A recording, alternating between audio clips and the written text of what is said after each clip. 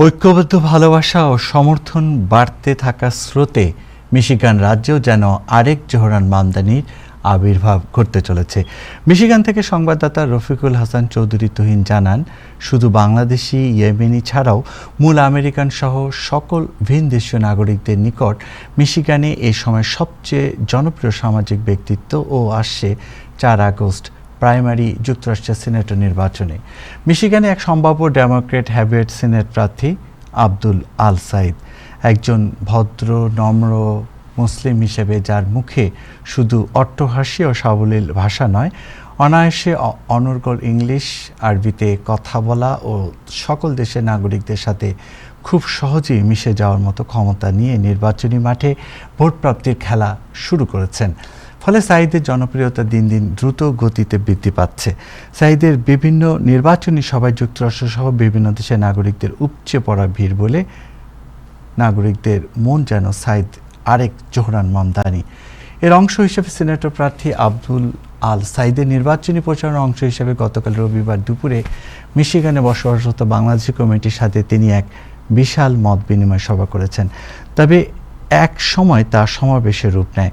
সংশ্লিষ্ট রাজ্যের ওয়ারেন সিটির আইওয়ানা ব্যাংকুয়েট হলে অনুষ্ঠিত এই নির্বাচনী ক্যাম্পেইন সভা চলাকালে শত শত বাংলাদেশি নারী পুরুষদের উপস্থিতিতে আব্দুল আল সাইদ আসন্ন নির্বাচনে মিশিগান থেকে সিনেট প্রার্থী হওয়া ও নাগরিকদের জন্য তার বিশদ পরিকল্পনা তুলে ধরেন।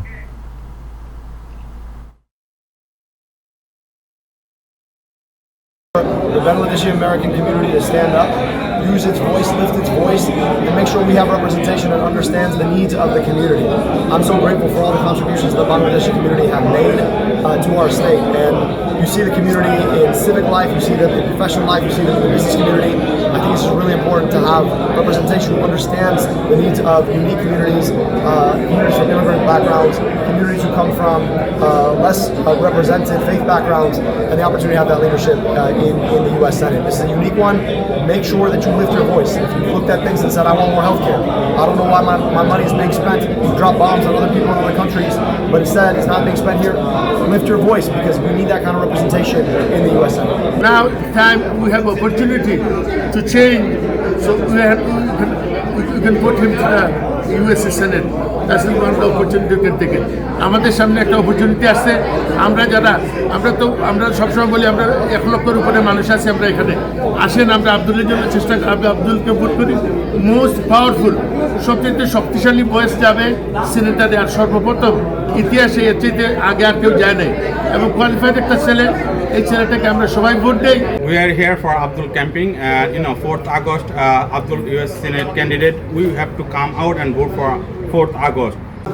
Vote for Abdul. Abdul is a great candidate. He is a transformative, he is intellectual, he is so straight, and absolutely Abdul Al Said is our pride and dignity.